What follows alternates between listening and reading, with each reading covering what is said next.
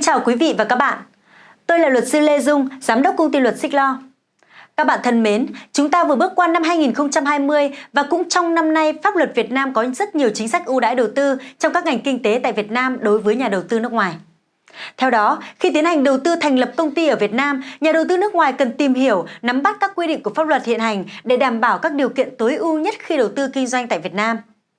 Với mong muốn hỗ trợ tốt nhất thủ tục pháp lý, thuế cho nhà đầu tư nước ngoài thành lập công ty có vốn đầu tư nước ngoài tại Việt Nam, trong video ngày hôm nay, chúng tôi sẽ hướng dẫn khách hàng các bước cơ bản để thành lập doanh nghiệp FDI theo hình thức đầu tư, đó là thành lập doanh nghiệp có vốn đầu tư nước ngoài.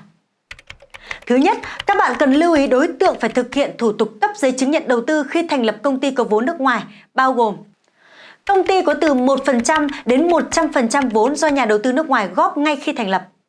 Công ty có vốn nước ngoài đã được cấp giấy chứng nhận đăng ký đầu tư tại Việt Nam, tiếp tục thành lập thêm tổ chức kinh tế, đầu tư góp vốn, mua cổ phần, vốn góp của tổ chức kinh tế, đầu tư theo hợp đồng BCC thuộc một trong các trường hợp sau đây phải thực hiện thủ tục cấp giấy chứng nhận đầu tư. Thành lập mới hoặc góp vốn từ 1 đến 100% vốn điều lệ công ty.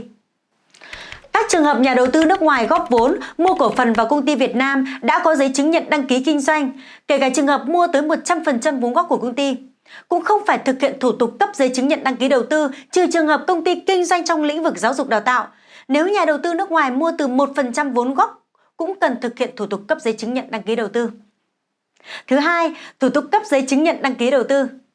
Đối với dự án đầu tư không thuộc diện quyết định chủ trương đầu tư, nhà đầu tư thực hiện thủ tục cấp giấy chứng nhận đăng ký đầu tư theo quy định sau đây. Quy trình thực hiện. Trước khi thực hiện thủ tục cấp giấy chứng nhận đăng ký đầu tư, nhà đầu tư kê khai trực tuyến các thông tin về dự án đầu tư trên hệ thống thông tin quốc gia về đầu tư nước ngoài. Trong thời hạn 15 ngày kể từ ngày kê khai hồ sơ trực tuyến, nhà đầu tư nộp hồ sơ cấp giấy chứng nhận đăng ký đầu tư cho cơ quan đăng ký đầu tư. Sau khi cơ quan đăng ký đầu tư tiếp nhận hồ sơ, nhà đầu tư được cấp tài khoản truy cập hệ thống thông tin quốc gia về đầu tư nước ngoài để theo dõi tình hình xử lý hồ sơ. Cơ quan đăng ký đầu tư sử dụng hệ thống thông tin quốc gia về đầu tư nước ngoài để tiếp nhận, xử lý, trả kết quả hồ sơ đăng ký đầu tư, cập nhật tình hình xử lý hồ sơ và cấp mã số dự án đầu tư. Thứ ba, nhà đầu tư cần chuẩn bị bộ hồ sơ theo quy định tại Điều 33 Luật Đầu tư nộp cho cơ quan đăng ký đầu tư. Thời hạn giải quyết, trong thời hạn 15 ngày kể từ ngày nhận được đủ hồ sơ, cơ quan đăng ký đầu tư cấp giấy chứng nhận đăng ký đầu tư. Trường hợp từ chối phải thông báo bằng văn bản cho nhà đầu tư và nêu rõ lý do. Thẩm quyền cấp giấy chứng nhận đầu tư được quy định tại Điều 39 Luật Đầu tư. Tùy thuộc vào địa điểm thực hiện dự án đầu tư mà thẩm quyền cấp giấy chứng nhận là khác nhau.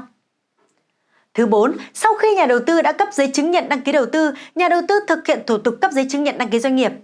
Bước 1, chuẩn bị hồ sơ và thực hiện soạn thảo hồ sơ đăng ký thành lập doanh nghiệp FDI. Hồ sơ cần đầy đủ những tài liệu về giấy đề nghị đăng ký kinh doanh doanh nghiệp FDI theo mẫu quy định, điều lệ của công ty dự định thành lập, bản sao hợp lệ hộ chiếu của nhà đầu tư nước ngoài là cá nhân và giấy chứng nhận thành lập với trường hợp là tổ chức, bản sao giấy chứng nhận đầu tư được cấp từ cơ quan chức năng, tài liệu khác tùy từng trường hợp.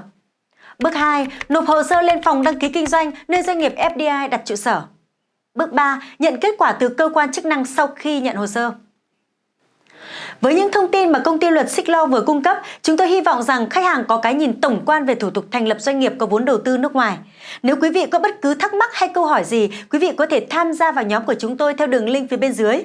Các chuyên gia của công ty luật Xích Lo sẽ giúp giải đáp được tất cả những thắc mắc của quý vị. Cảm ơn sự quan tâm theo dõi của quý vị. Xin chào và hẹn gặp lại.